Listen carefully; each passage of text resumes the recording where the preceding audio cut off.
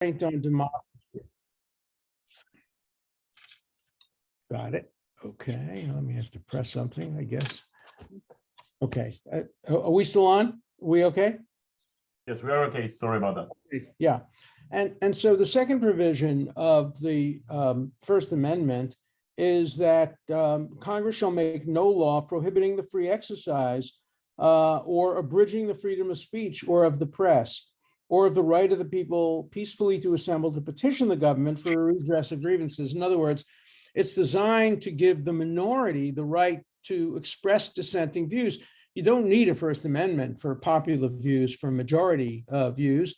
You only need a First Amendment, essentially, when the person speaking or the person seeking a redress of grievances is going against the popular majority. And there are countries in the world today which have democracy, but without essential civil liberties. For example, there are very good democratic countries around the world that don't have judicial review.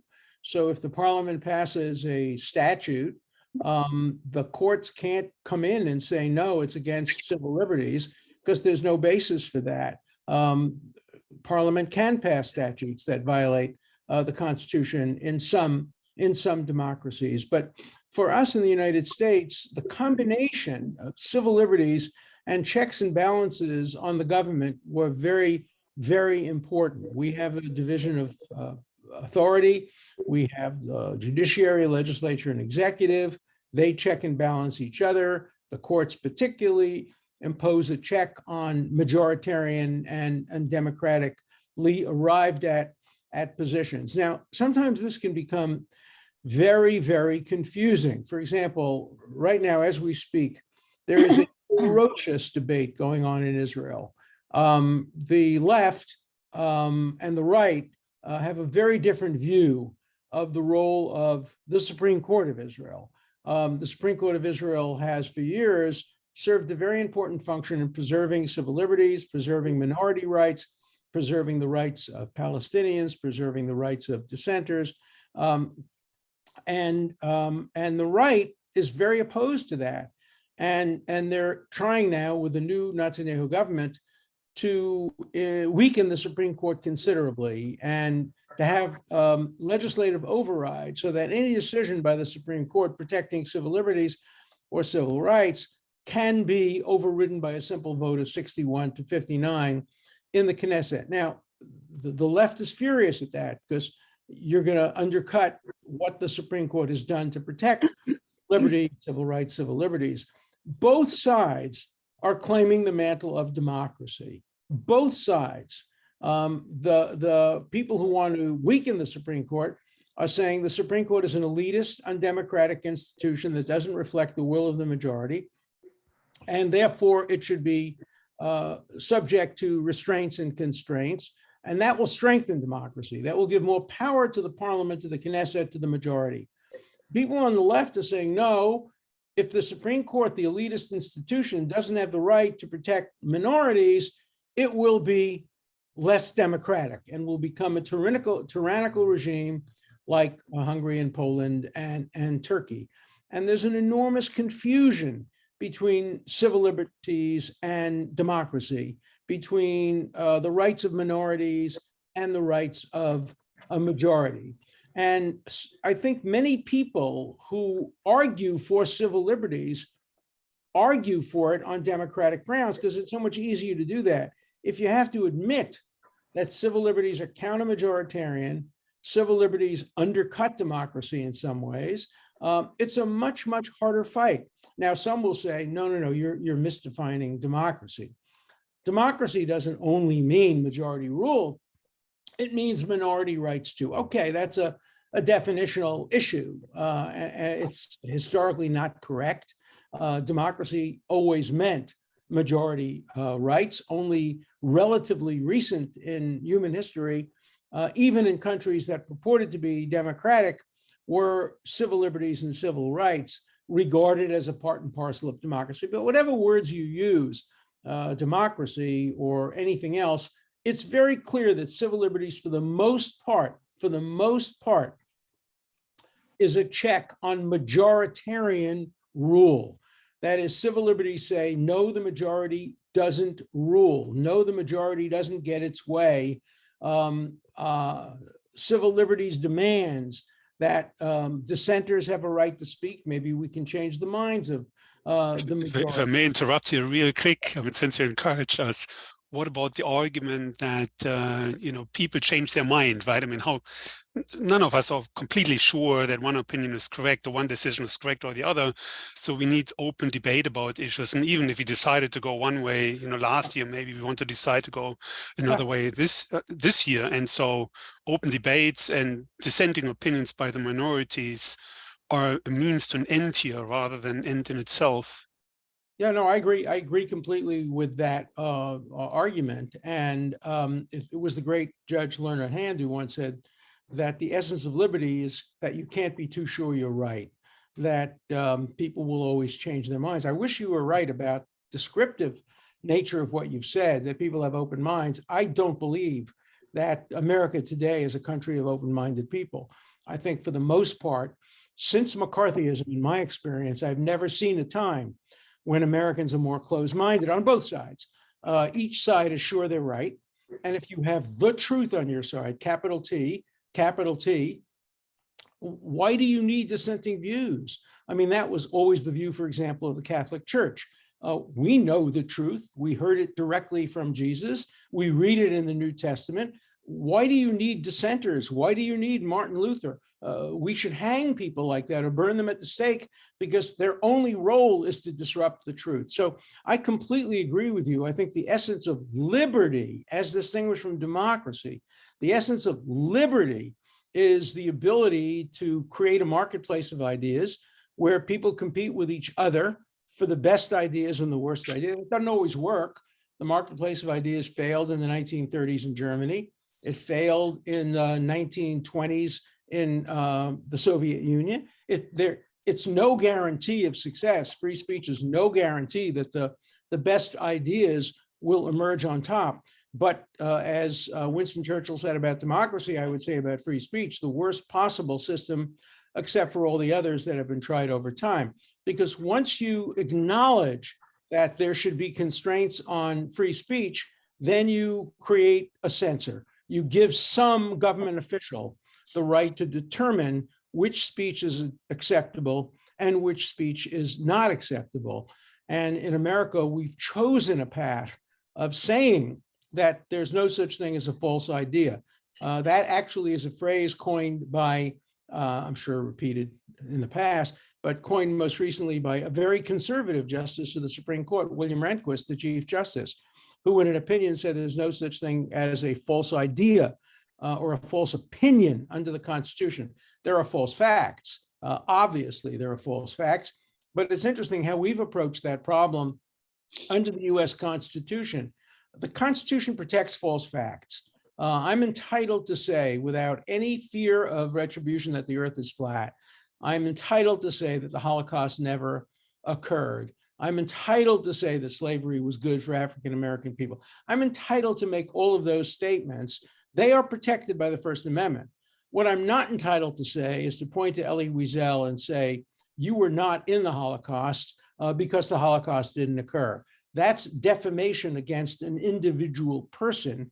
That is permissible for the state to regulate that through civil remedies, and possibly, we don't know because we've never tested that, the way Canada does it, through even criminal remedies. In Canada, it is a crime to falsify history. I'll give you an example of how bad that could be. In Turkey, today it is a crime to claim that the Turks engaged in genocide against the Armenians, okay? In France, it's a crime to deny that that occurred. So with the internet, and when you're speaking both to Turkish and to French people, it means you just can't speak about the allegations concerning the Turkish genocide against Armenia. Because if you say it occurred, you're in violation of Turkish law. If you say it didn't occur, you're in violation of French law. But you're not in violation of American law, because we, under the First Amendment, don't care essentially about truth. That we care about something called, what I call at least, the truthing process, which is what you basically said in your question. It's a process of trying to arrive at truth through an open marketplace of ideas. It doesn't always work successfully. It doesn't always work permanently, but it's always, always better than the alternatives. And so I've lived now for a lot of years. I'm 84 years old, and I lived through McCarthyism. And I was very much a part of the fight against McCarthyism. I went to a college called Brooklyn College, which was part of the New York City university system. I was a poor kid from a poor family. I couldn't afford to go to a paying college, so I went to one of the city colleges, which was free. Brooklyn College had a history in the 1930s of being very communist oriented. In fact, there's a great story about how there was a riot and the policemen were beating up communists, and they hit one student on the head, and the student said, no, stop hitting me, officer. I'm an anti-communist. And the police officer said, I don't care what kind of communist you are, and he continued to beat him. So, Brooklyn College, City College, had a lot of communism and very strong left views. And so the chancellor of the Board of Education appointed to be president of Brooklyn College a fervent anti-communist named Harry Gideons. And I was the president of the student body at Brooklyn College.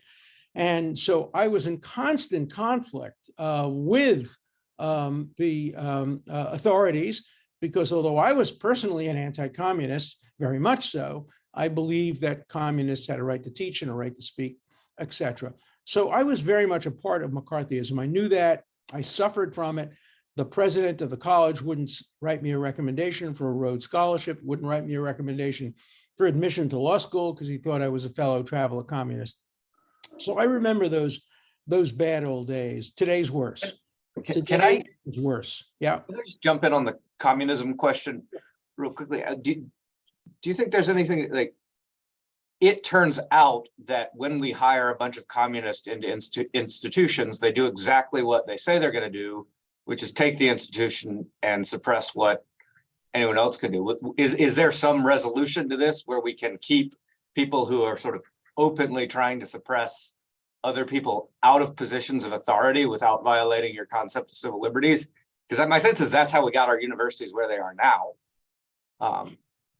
No, I agree with you. And I think it's one of the hardest questions of all. I hate the fact that younger people today, younger academics, are becoming totally intolerant of free speech. They're part of this movement of we know the truth, and free speech is a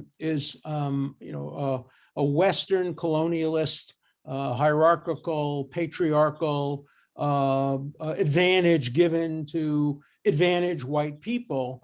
And allowing free speech in the marketplace of ideas was designed to assure that the center right always wins every debate. And so our best response to that is to abolish free speech as a principle of academic freedom and just have truth.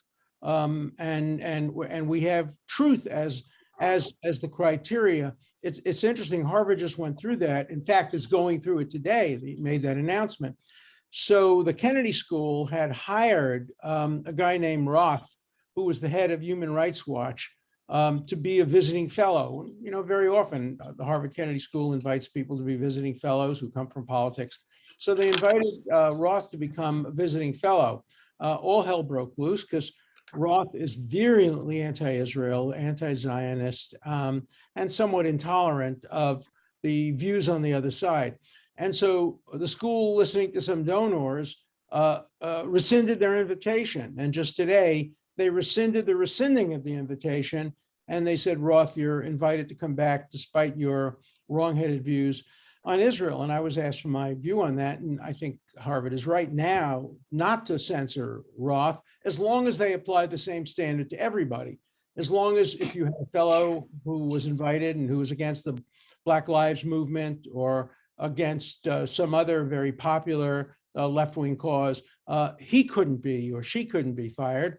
I'm okay with that. What I'm not okay with is the differential standard that is often applied in hiring and in speaking. For example, to get personal, I cannot speak at Harvard University today.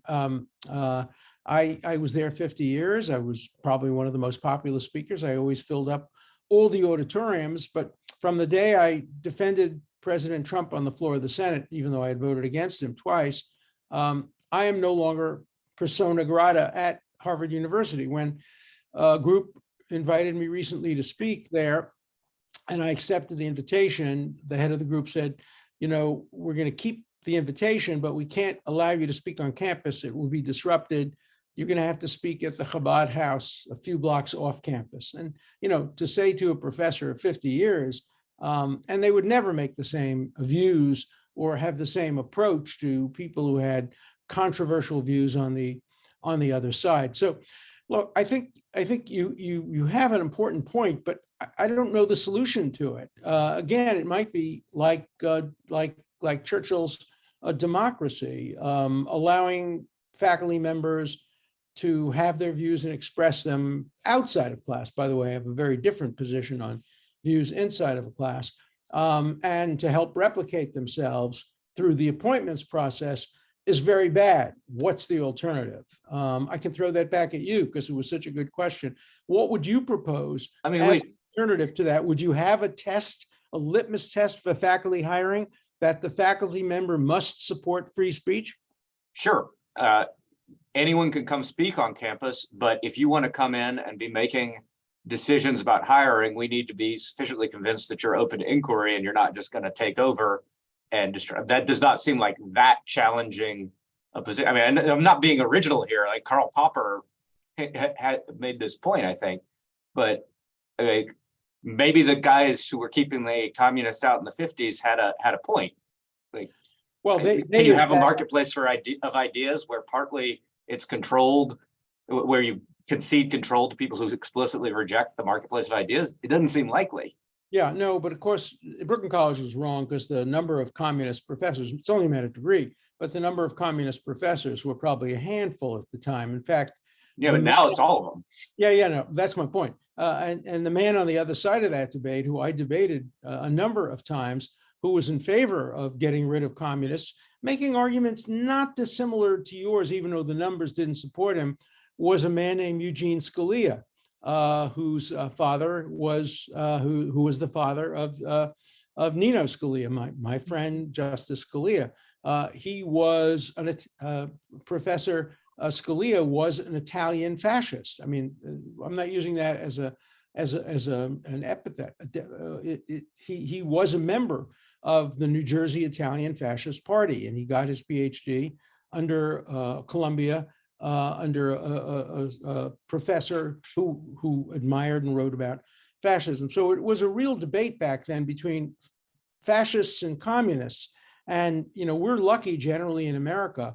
If you go back to Europe in the 1920s and 30s, the debate was between communists and fascists. And the reason there were so many communists back in the day was the only way to oppose fascism was to become a communist. Today, we're blessed. We have, at least at the moment, a middle ground, although it's a disappearing middle ground. The point that I was Alan, making, if I may, there's actually a very simple solution to your proposal that I think other authors here at the seminar series have proposed, and I certainly as a scientist propose this as well, which is to eliminate all the isms so there's no sides. You don't take a position as an Xist in academia with an Xism. And you, whether it's some form of grievance studies or colonialism studies or whatever it might be. I think the idea is you should not be an activist or an advocate in academia. They don't mix. okay, You shouldn't be doing that. And that's simple. So that means you shouldn't be a communist or a Nazi or whatever it might be, because you're advancing a narrative and an agenda. And we as scientists are here supposed to look at nature. You as social scientists are supposed to look at the nature of humans. That our job is not to look for narratives and agendas. That's my proposal. What do you think? well, first of all, let me be very clear. I never said that Scalia was a Nazi. He was an anti-Nazi, very much an anti-Nazi. In those days, you could be an Italian fascist in the 1920s and 30s, particularly an Italian fascist who was not anti-Semitic or didn't have any of the views that Hitler had, but very, very right-wing views. So I adopt your view when it comes to the classroom. I don't think that a teacher, particularly a teacher with a captive audience, but I would extend it to any teacher, of any classroom, college, university, anywhere else, should be an ist and should be allowed to express opinions of that kind. It's going to be very hard to monitor and very hard to enforce, but I can't apply that outside the classroom. And much of the problem comes outside the classroom. Now, where the rubber hits the road and where both of your comments are really brilliant is, what about if it's not in the classroom and it's not in the Harvard Yard, but it's in the faculty discussion about who gets hired? Should faculty members be allowed to have and express views like communist views or woke views or anti-woke views or pro-Trump views or anti-Trump views? That's the hardest question. I don't think we've debated and discussed that well enough. I think we'd get in some ways, I think that's the simpler question. Everyone should be able to free what they want. You should be free to be a Nazi on your own free time, but the university shouldn't support the study of Nazism as a solution, or communism as a solution, or grievance studies as a solution, because that's not our objective. We're trying to understand the world, not to be activists. And that's let me make the devil's argument. So I taught a course for several years with the great paleontologist Stephen Jay Gould. I taught it together with Gould and with Robert Nozick, the great philosopher. And a lot of the discussion we had was about evolution and the relationship between, for example, evolution and creationism. Evolution doesn't answer the question, can you get something from nothing? It answers the question, from a single cell, you can get complex human beings, and it answers a lot of the Big Bang Theory, answers the question that, from a tiny, you can get a universe, but none of them answers the question, can you ever get something from nothing? And so the question then is, would your proposal have anything to say when you had fundamentalist religious people or creationist people challenging the teaching of evolution, or at least some aspects of evolution in universities? None of us would accept that. And then the question is, how do you make the distinction? People say that Marxism is like evolution. It's a theory of how remember that Marx not only wrote about economics, we know that, he wrote about politics. I would argue Marxism is akin to aesthetics, I would argue Marxism is more akin to creationism as a scientist. It's more like being a creationist.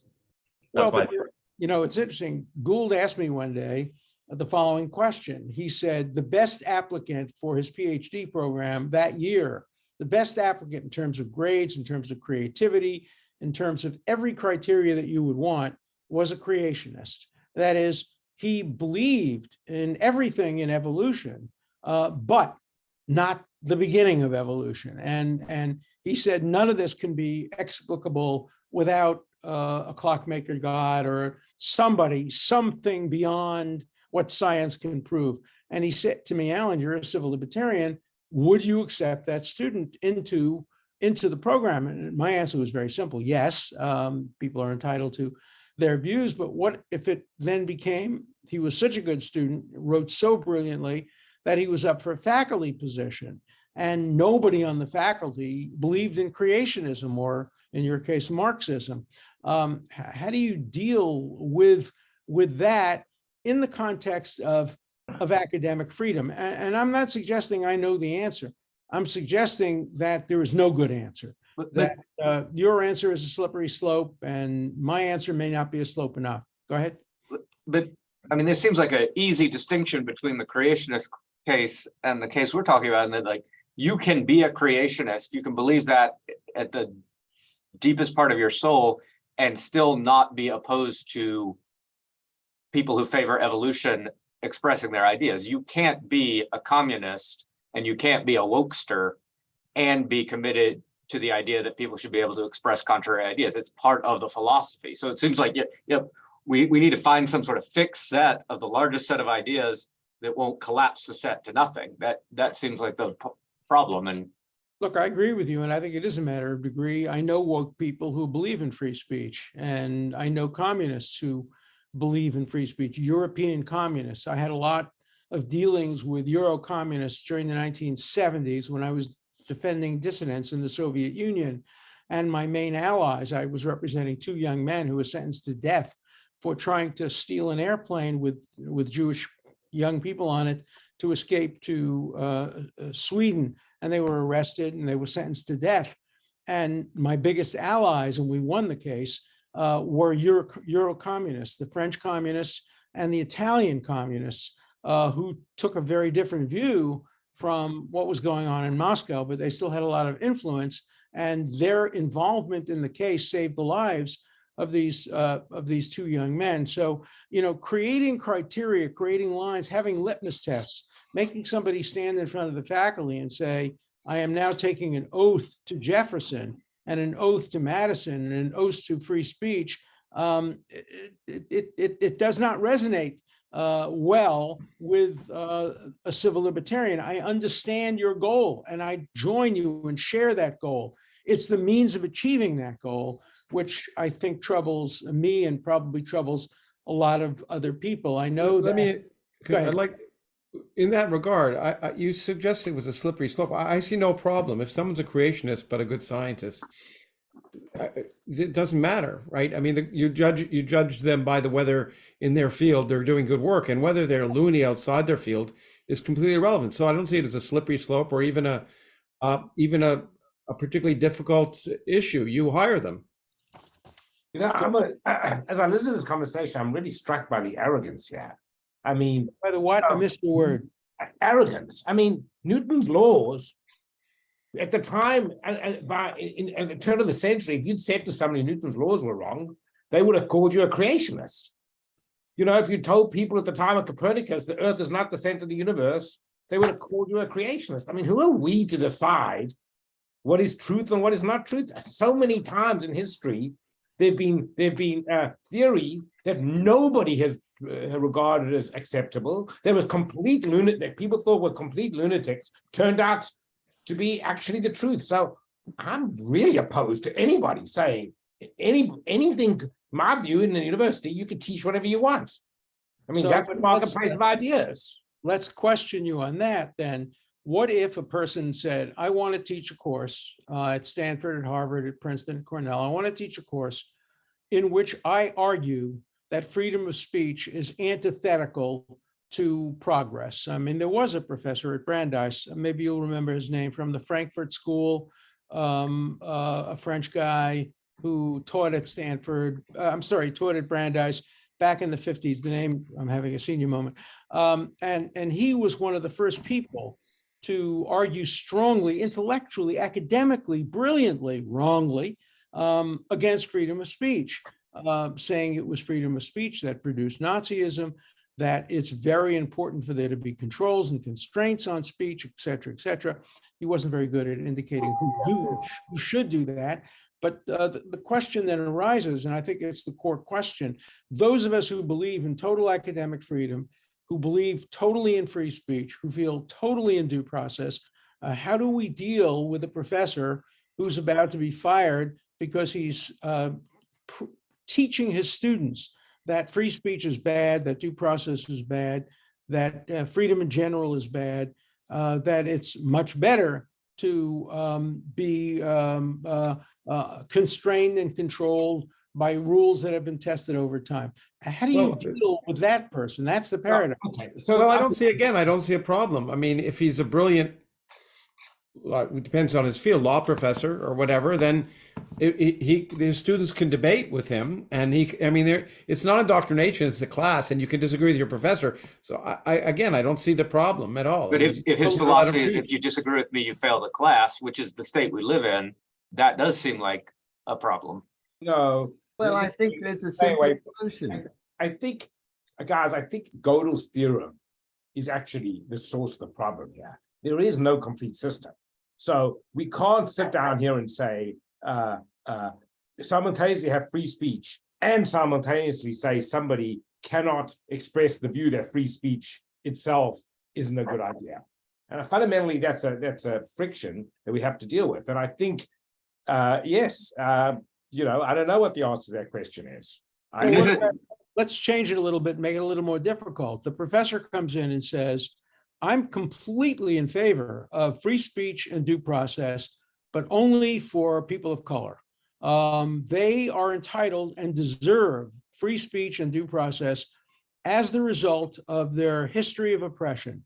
But I am categorically opposed to any free speech on behalf of white supremacists, by which I define all white people, and against any concept of due process for men who have been accused of sexual improprieties by a woman. So I'm a big civil libertarian. I'm on your side on all of these issues. The only minor difference is I limit it to people of color and don't apply it to you. Is that something that could be acceptable at a university? In the marketplace of ideas, I kind of think we have to allow it. I mean, isn't that the point of free speech, that we allow a marketplace of ideas? And the answer is, here are the reasons why that is not a very good idea. So let's But switch. I think the difference is you could, from the marketplace of ideas then to the faculty. The faculty then votes at this particular school that we only apply free speech and due process to people of color. How do you that's the feel? difference Alan, between being that would a be struck down professor. under Title IX. I think And being some a professor judges. versus being an administrator is a very big difference. So in a class, you can argue intellectually for one thing, but the question is, should the university impose that idea administratively? And I think those are two very different things. But then you have to eliminate faculty governance if you're going to allow those people in the institution. You have to basically drop faculty governance and create a different governance structure that doesn't allow them to weigh in. Well, they can argue, and if they can convince their colleagues, I suppose. That So let me put to you the hardest free speech question that I've encountered at least this year, and I'd be interested in your views on it.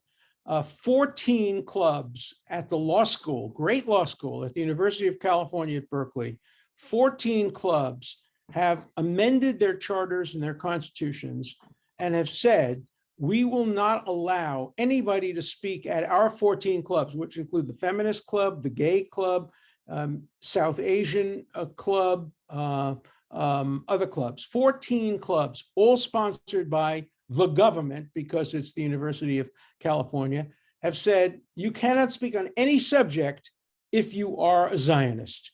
That is, if you believe that Israel has the right to exist as the nation state of the Jewish people. Alan Dershowitz cannot speak about the Constitution, cannot speak about abortion, cannot speak about gay rights unless you're willing to take essentially an oath saying, I am not a Zionist, I reject the notion of Israel as the nation state of the Jewish people. So everybody claims there's a First Amendment issue here. The speakers who have been denied the right to speak by the state and the listeners who have been denied the right to listen by the state are claiming the First Amendment. But the clubs are claiming a First Amendment right to decide which speakers they would allow. And they come up with a very strong hypothetical.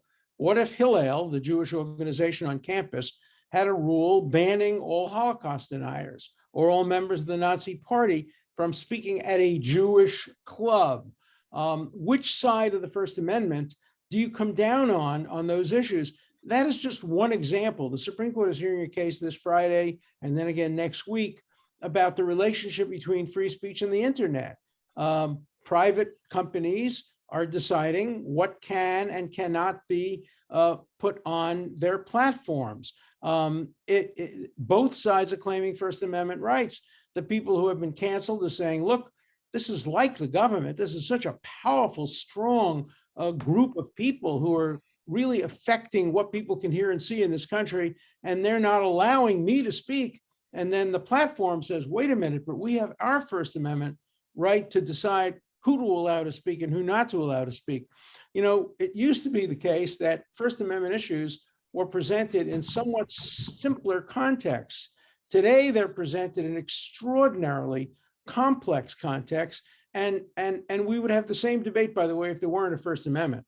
If we were just arguing as a bunch of people in a Rawlsian netherworld what kind of society we should live in without regard to the Constitution, we'd be having some of these same arguments. And you know, it's easy to say, and we all, I think, agree that anything should be allowed to be said outside the classroom. I think we probably agree that anything should be allowed to be said in the classroom as long as you're not graded down. I mean, I've had students complain to me that they've taken classes on the Middle East, and if they write an essay or a final exam that talks about Israel's rights, they're going to get a C. And if they talk only about Palestinian rights, they're going to get an A. And so they talk only about Palestinian rights because they all want to get into law school, medical school, or economics PhD programs. So, you know, I think we have a lot of consensus here that what goes on outside the classroom is fine, inside the classroom, as long as it's not affecting students, et cetera. And then governance becomes the hardest question, because governance is continuity. Governance is not only today, but the future. And the reason I made the shocking comment that we're in worse shape today than we were during McCarthyism is because McCarthyism was a dying concept of old people that lasted for a relatively short period of time. It hurt terribly the people who were influenced by it, but go watch the movie The Front. The Front tells you how terrible people were treated when they were communists, causing one person to jump out a window.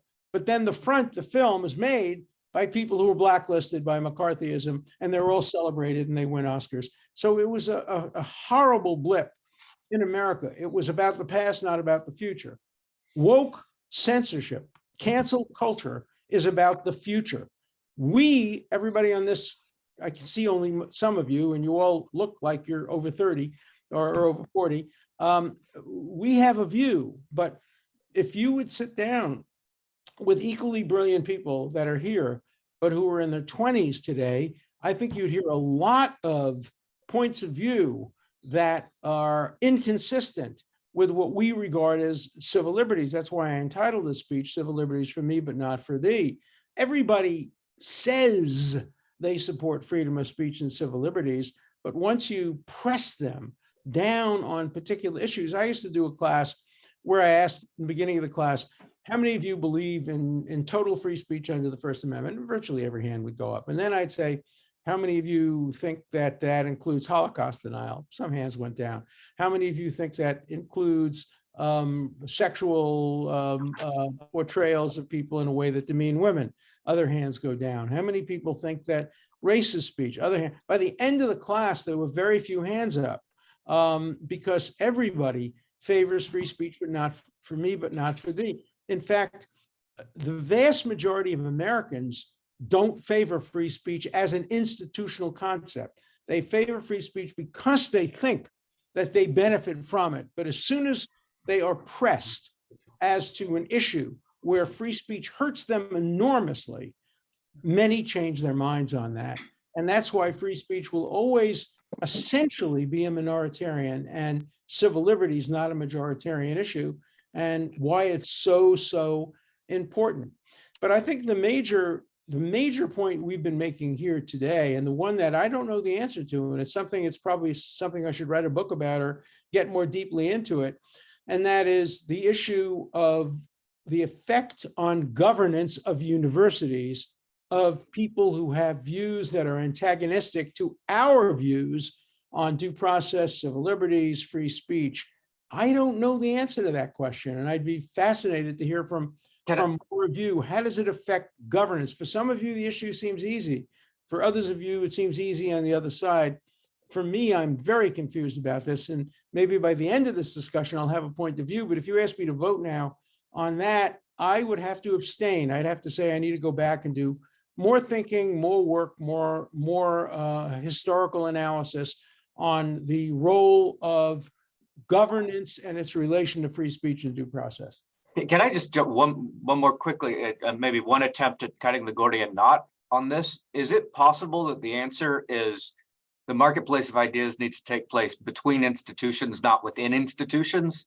That we should have our free inquiry universities where those of us who like free inquiry live. We should have our woke universities where they get to run their university the way they want it. And we should have our neo-Nazi university. And then we all get, we're all able to function on the paradigm that we want. And the ideas are all out there and the debates can be between the institutions. But perhaps the impossibility is just bringing everyone in to one jointly governed institution. Whereas we can have free speech as long as we say we're going to divvy up the institutions. And then the state government can say, I want to fund the neo-Nazis at this level, the woke at this level, and the free inquiry people at this level, and that becomes a democratic choice. Okay, so that, let me tell you my experience with that. I get calls literally once a week from friends who are sending children to college, who are finishing high school. And they ask me, they say, our children are Zionists, or our children are liberals, our children are anti-woke, and we want to know what school to send them to. Can you give us a list of schools that are, more open to these kinds of things? And the list of schools that today are open to Zionism, open to kind of conservative, is a very, very small list. Yeah, but we should build them. Well, okay, and there are efforts to do that. But right now, parents want to send their children to the best possible school. So I don't want to get into this personal issue now, the personal thing, because I don't know her. But, Harvard has just picked a new president. Columbia has just picked a new president. I don't know her either.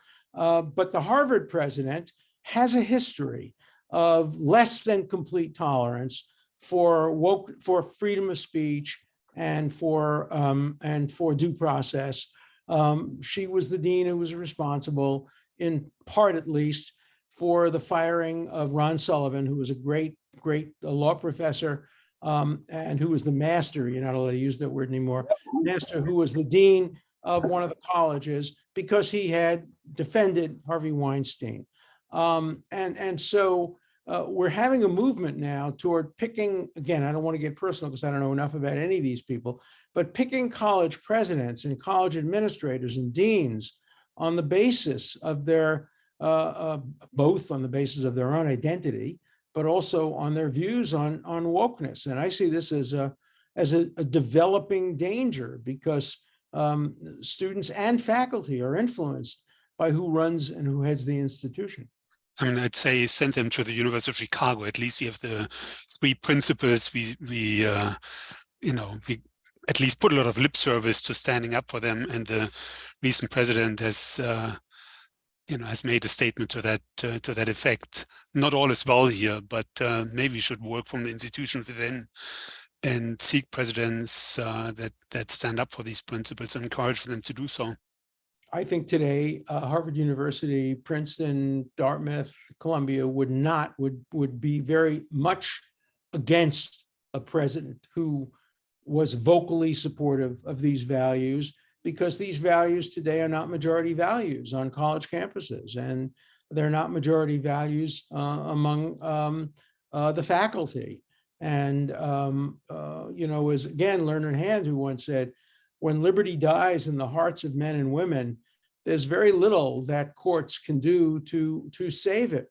And I think liberty is dying in the hearts of young men and young women on college campuses. They genuinely believe that the ends justify the means. And by the way, one of the things that makes it so hard to oppose them, for me at least, I don't know about you on the call, but I'm a liberal. I'm somebody who leans left, liberal, who supports much of the agenda of the woke group and the progressives. What I'm totally opposed to is the means that they employ to get to those ends. But it makes it much harder for people like me to oppose them because A, they're our children, our nephews, our nieces, our grandchildren. And B, when they sit down and talk to you, they're talking about equality. They're talking about making life better for poor people. They're talking about things that so many of us agreed to. I think that was the same thing was true in the 1920s about communism. Communism was always a little different than fascism, although, Mussolini's fascism was very different from Hitler's fascism. But young people tend toward extremes, and often they do it because their ends are so acceptable and so justified. You want the trains to run on time. You want an economy that helps and everybody in it. You want more equality. We all have a little bit, at least, of sympathy for those ends, and what we're Alan, if I may, to add to your point, I don't think they want equality. So I'm sort of between you and them in age. I'm 50-ish. My kids are teenagers, but my PhD students are 25. So I see young people, and I don't think they want equality. What they want is equity, a very different thing. Equity is communism, equality is democracy. They do not want freedom of opportunities and be treated fairly and equally. That's a very different enterprise. I actually take it to them and I say, no, you do not want equality. You're opposed to equality. You're opposed to human dignity, decency, human value. You know, it's like communism is opposed to the value of human life, as are you. So I actually take it to them. I don't believe that you're good any more than I believe the Maoist Red Guards meant well. Of course they meant well, but so what? That means nothing to me. Yeah. Well, we now have a professor at Harvard, one of the most distinguished professors who's written on ethics, who is now strongly opposed to meritocracy. You would think that there'd be a consensus that, oh, you should define meritocracy very broadly. Meritocracy can include where you came from and how far you've gotten. It doesn't necessarily mean only grades or numbers, but now you have professors who are opposed to the very concept of meritocracy, no matter how you define it. And the Supreme Court is going to have it's going to be a very interesting day when the Supreme Court comes down with its decision, probably against Harvard, almost certainly against the University of North Carolina, in which they say that race cannot be a factor, race alone cannot be a factor. You're going to see two results from that. One, the Larry Tribe result. My colleague, Professor Larry Tribe, he has a very simple solution. If affirmative action, race-specific affirmative action is abolished, his solution is cheat, just cheat. The same solution that the white supremacists had in the South after Brown versus Board of Education. Keep doing what you're doing, keep admitting people on race, but just lie about it. Just don't say it's about race, say it's about something else. Don't do anything different. Keep the number of minority people at 13% for African Americans, 7% for Latino Americans. Make sure that we always impose quotas against Asian Americans and others. Just do the same thing. That's going to be one approach. And I think a lot of universities will adopt that approach. The other approach will be an honest attempt to find ways of achieving some of the goals of equality, or in some instances, equity, without relying on race at all, either implicitly or explicitly. That will be very difficult. I mean, one of the benefits of race-based affirmative action is it's so damn cheap. All you have to do is check off the box. You're Black, and you get an advantage. If you have to look deeply at where a person has come from, what the attributes that lead to a meritocratic decision to admit, that's very expensive, and it's going to be very difficult to do. But I think this will be a very important day in our history when the Supreme Court comes down with that decision, if it comes down with a decision, as most of us predict it will, saying race can no longer be a factor in university admissions, which will have impact not only in university admissions, but faculty hiring and a range of other issues. So let's wait and see what that day brings us. I think you've way overestimated the prevalence of wokeness among students, specifically undergrads. I mean, they're coming from America. They haven't been formed by academia to the extent. I think you see the wokeness prevalence going up among graduate students, up again among faculty, and then it's at the highest level among administrators. I think the point is one of, I think it's not a question of what people believe, it's what they do. And having watched many and been involved in many university administrators, it seems to me that they promote, at least, and believe that they're promoting free speech.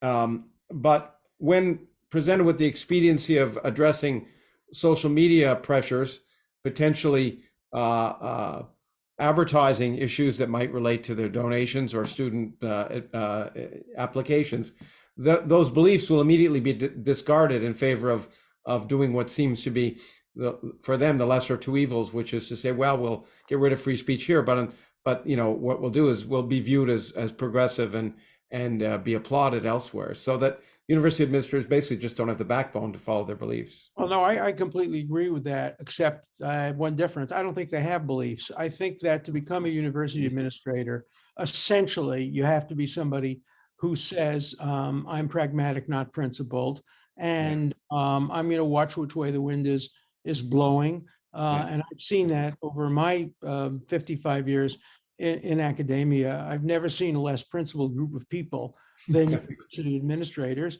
and I've never seen a less courageous group of people than tenured professors, in my experience. You know, I get so many people when I make a speech on a university campus. By the way, I don't make speeches on university campuses anymore because I've been canceled and banned. But when I used to give like 100 a year. I probably was one of the more popular speakers on university campuses. When I spoke about Israel, I would often get the same phone call that day or the next day. And the phone call would always be in a whisper, as if people were listening. Hey, Alan, thank you so much for speaking up on behalf of Israel. I share your views exactly, but I just can't express them, because if I do, I will lose my ability to get promoted, or I'll lose my ability to get a grant or something like that. You'd think tenure would protect against that. And unfortunately, the desire to be popular among students is so dominant. Now, one of you said, and I think I disagree, that we don't see wokeness among the undergraduates, we see it among the graduates. In many respects, it was for years the opposite.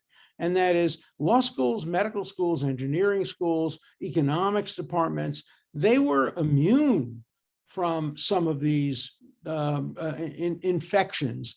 And it was largely the professors in the undergraduate school and undergraduates. And now it's crept up to the law schools, the med schools, the engineering schools. And it's becoming, you know, even more dangerous than it was previously. And people say, don't worry, these kids will grow up. And maybe they will.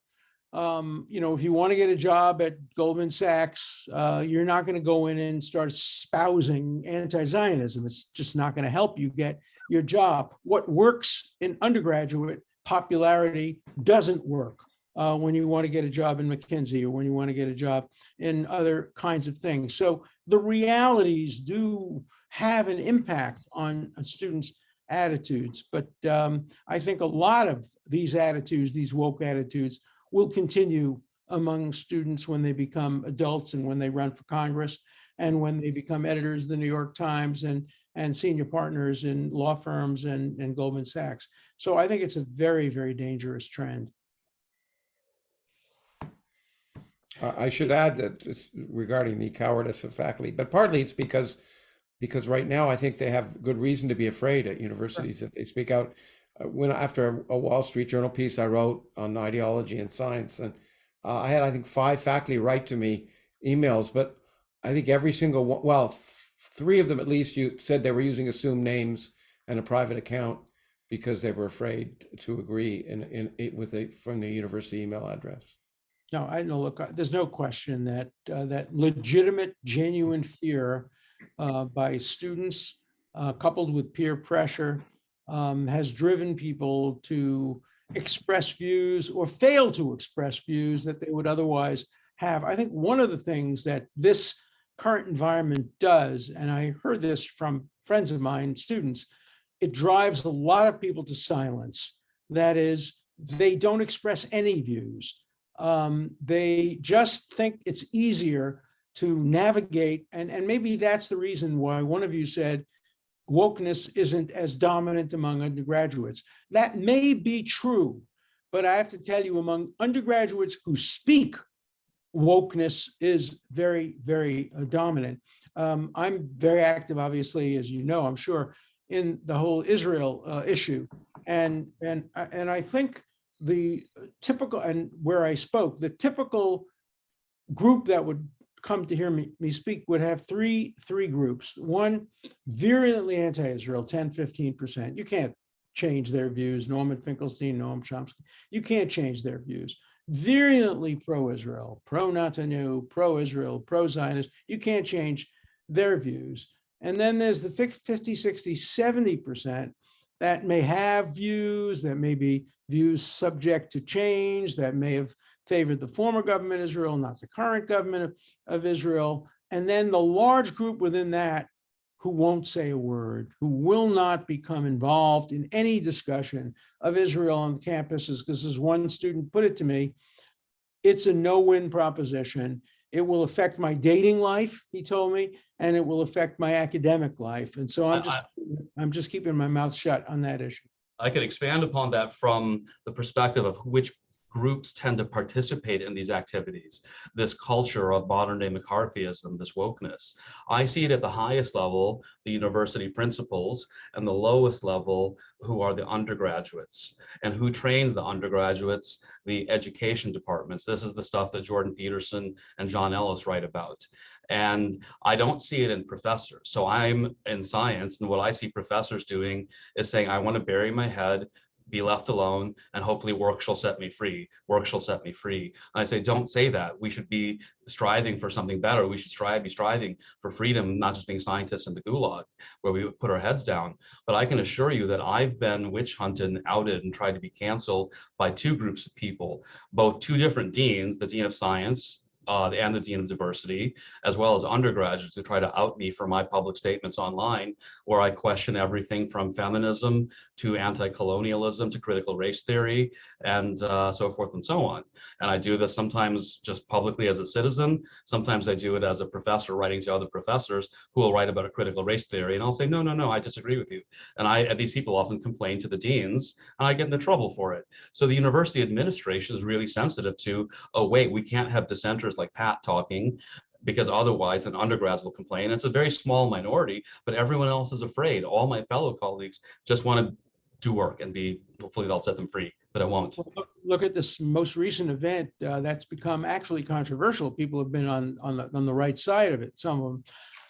A non-tenured professor said to the students in advance, I'm going to be showing you a picture of Muhammad, a painting from the 15th century, by a great artist, and it's a painting that has been admired by Muslim scholars. It presents a portrait of Muhammad in a way that really shows the complexity of his character. I understand there'll be some people who might be offended by this. If so, please tell me, and I'll give you a special class where I'll talk about this without showing the picture. You don't have to come to the class. She did everything absolutely correctly, and she got fired.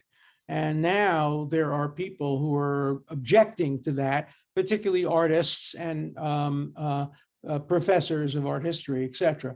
But, when you hear about a story like that, then you just wonder what you can and what you can't say in class to stimulate education, to help education. And you're not going to get support from the dean. You know that the way in which the federal government's involvement in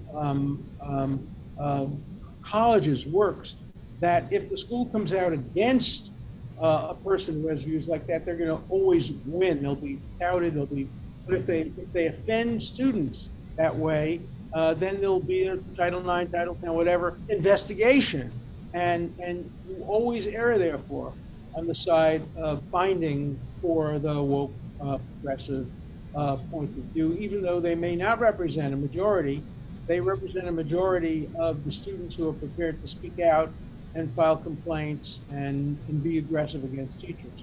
So that's a real problem too. Yeah. I think part of the problem is that, and I don't think anything will happen until this somehow changes, but the strategy of most professors, and I was a chair of a department for 15 years, is to keep a low profile, is to just not speak and just try and get your work done and hope that the administration doesn't get in the way. And rather than speak in favor of a colleague who's been incorrectly treated, it's safer not to. And as long as professors have that attitude, which is a sensible attitude operationally, if you want to just get on with your work, avoid getting on anyone's radar, as long as that attitude persists, then I see very little likelihood of anything changing. Yeah, but you said, I'd like to. There's a watershed event that I'd like your opinion on, which I think is a huge thing, was the firing of Larry Summers, being fired for making a statement. What's your opinion? I think that was the beginning of the end. I agree with you. I was a friend of Larry's. When he first came to Harvard, we had our little talk, and I said to him, as a First Amendment civil libertarian, you have to understand that at Harvard University, the students have the most power. The faculty has the second most power in terms of free speech and issues like that. And the president has the least. you can't say anything. And he thanked me after it was over, obviously. There was a great cartoon in, I think, the Boston Globe, but maybe a smaller newspaper. But let me just finish about the cartoon, because it's very interesting. It was right after Larry Summers was fired, and it had him on his hands and knees begging the corporation, saying, no, I didn't say women can't understand math. I said Israel is a genocidal country. Now can I get my job back? And that was the truth. And what happened to him was in some ways the beginning. And I wish he hadn't quit. I had urged him to fight on, but I guess he just didn't have the support. And he was a great president at Harvard. But I mean, what I'm trying to get at is the acceptance at Harvard of the idea that a president making a factual statement should be fired for that. I mean, you may pragmatically say, yes, the president doesn't have a freedom of speech. I'm not talking pragmatically. I'm saying I agree with you. Yeah. No, he should never have been fired. And it sent a message to obviously other presidents. And, people are asking questions now. I don't know the answer to it. Why Larry Bacow has only served, basically a 4-year term. Are there pressures being put on university presidents today? I don't know the answer to this, and I certainly don't know the answer with Larry Bacow. But are there pressures being put on university presidents to, if they're Jewish and white and whatever, to resign early and make room for the right people who should be in charge of our institutions, which are people who are selected, at least in part, based on identity politics? And I think we're going to see that trend increase. But shouldn't there be, to take the opposing view here for a bit, shouldn't there be restrictions on the speech of university presidents? What I'm thinking about here is the Calvin report that we have at the University of Chicago, which is, in my view, as important as the Chicago Principles endorsing free speech. And the Calvin report says that the university as an institution needs to be neutral, because the university is a community of scholars. Right. It's not that the administration tells people, this is the marching order, this is what you ought to think. It should rather, provide that marketplace of ideas that we have been talking about. You're 100% So for a university president to go out and say, I strongly believe in X, Y, Z, isn't there a danger that that will be perceived as an official take by the university on a particular, potentially controversial matter? More than a danger, it's clearly the case. Harry Calvin was a remarkable man. I knew him well. He wrote the Calvin report, and today it's totally being ignored. Let me give you an example. Some universities, Berkeley, Brooklyn College, where I went, some universities, departments vote. And as a department, they take a view in favor of boycotting Israel. And so what happened a few years ago is I was invited by a student group to speak against boycotting Israel. And I got a letter from the university saying, sorry, you can't speak now. You have to make an application, and we will pass on your application in 8 weeks. By that time, the semester was over. And then the last paragraph of the letter said, however, if you're sponsored by a department, you can speak tomorrow. So I went around, spoke to every single department at Berkeley. None of them would endorse me, would invite me, even though the student group has invited me, because my views were against the views of the department. The department had taken a view in favor of boycotting Israel. Finally, the dean of the law school, Erwin Chemerinsky, was a great guy. I had threatened to sue in federal court because it's a state university. He invited me. And, 1,000 students showed up. It was a great event, and everybody, enjoyed hearing all sides of the issue. And I said, I'm not leaving until every anti-Israel person gets a chance to have their points said. I'll answer them, et cetera, et cetera. But today, university departments, and in some instances, universities, for example, the law school at the City University of New York Law School, CUNY, has taken a position as a law school on BDS. And what does that tell the student who's against BDS? It tells them you're a second-class citizen and you don't ascribe to the views. Now, the case on Israel is, in my case, pretty easy. That's dead wrong. But what if the university takes a view on equality or equity or some other kind of broad general principle? I would take the Calvin view even that far and say that I opposed when Harvard University filed a brief before they were sued, but when they filed a brief on behalf of Harvard University, on behalf of race-based affirmative action, I opposed it. I said the university should have no view even on issues that involve universities that are controversial and that maybe a third of the students or a fifth of the students are opposed to. So I'm 100% supportive of the Calvin report. And I also agree with you that I think the Calvin report was in some ways more important than the Stone report, the University of Chicago free speech report, although the free speech principles have been widespread and observed more in theory than in practice, but it's a good thing we have them.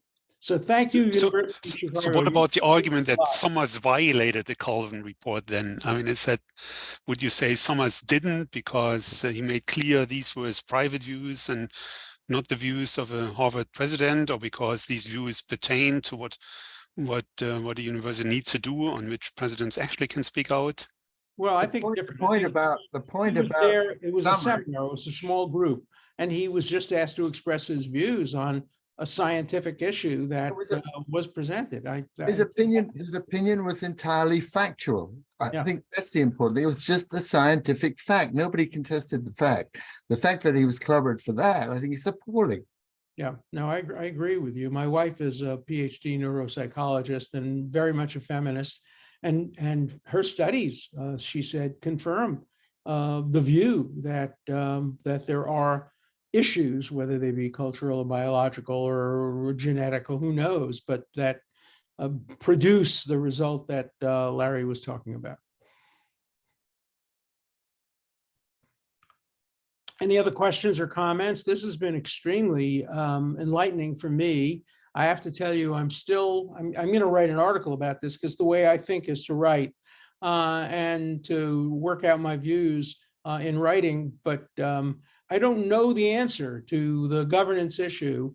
I know what I'd like the answer to be, but I'd like to make sure I can get there in a principled way. And so if any of you want to write to me offline or call me or give me some ideas about this, I've been helped enormously in my thinking by this brilliant group of people. Alan, if we have a minute, I have one last question. My apologies to others if I've monopolized the conversation. I'm just quite excited about this. I put a comment from an email, some data in the text box. It's from Eric Kaufman, and discussing this idea of the gendered equality to cancel culture and lack of interest in free speech and safetyism, and there's a gendered quality to this, and a lot of this arose from, I think, gender studies, and from gender studies we ended up in critical race theory and all the exist studies that John Ellis writes about. So I'm a hardcore egalitarian. I began life as an anti-casteist, actually. That was my first thing to be, rather than equality for gender or race or anything else. It was against the caste system. So I'm 100% committed to that. But having said that, there are differences. Males tend to be more violent. I don't think anyone knows going to say anything to that. There seems to be a censorious quality that's coming from academia, in particular women's studies. And well, it's not coming from men in science. It's not coming from conservative men in science. And I'm a longstanding classical liberal. So what do you think about that? Well, it's interesting because we're seeing it play out today in the international news when the very, very popular feminist prime minister of New Zealand basically announced today that she would resign and not seek re-election. All the newspapers made it clear that she was, quote, holding back tears, and that generated a lot of social media commentary. Should anybody have said that? Doesn't that kind of play into the notion that women aren't strong enough? They cry when they have to leave office. She said she's run out of steam. The tank is empty. And then others came back and said, no, it was very good that she cried, because what it really showed is that she left office because of sexism directed at her, and that she would never have left office if she was a man. So, you know, this debate goes on, and people just pick sides, and they're prepared to just find the facts that are consistent with the sides they're picked. I think the greatest tragedy. But in a false American debate has been intellectual- created. It's like creationism or communism. Someone forced this debate, and I refuse to be party to this debate. As I said earlier, I'm not taking sides with anyone other than science or Well, liberty. look, I agree with you, and I think that the biggest issue today in academic and intellectual discourse is one's inability to accept nuance and to say on the one hand and on the other hand, and to say, as who was it, Cromwell said, I beseech ye in the bowels of Christ, that ye may be wrong. The notion that we admit that we may be wrong and that we're prepared to listen to the other side, that we're prepared to learn from the other side, that we're prepared not to pick sides. And I've been, my own personal life has been so deeply affected by that over the past few years because, I'm a liberal who votes for Democrats. And much of my work in the last couple of years has been to defend conservative Republicans and Trumpists, because those are the ones who are being today attacked and their civil liberties are being denied. And so we live in this world where you just have to be a good Scotsman. And if you're not a good Scotsman, if you're not on the side completely in every possible way, then you're an intellectual traitor. And I think that's the worst thing that's happened to academia and intellectual life in America in recent years. And I'm glad to have participated in this event because this was exactly the opposite. And, we had so many different points of view, and I think we all listened to each other, and I can tell you, I learned a lot from it. So I appreciate having been invited. Thank you very much, Alan, for this fascinating talk. And we will invite you on campus. You're really welcome at Stanford, at least. Okay. So hopefully you can present your article on the university governance issue, maybe, I don't know, in the spring. Good. Happy to do it. Thank you. Thank you. Thank you all, and keep fighting for civil liberties and for liberty. Thank you. Thank you.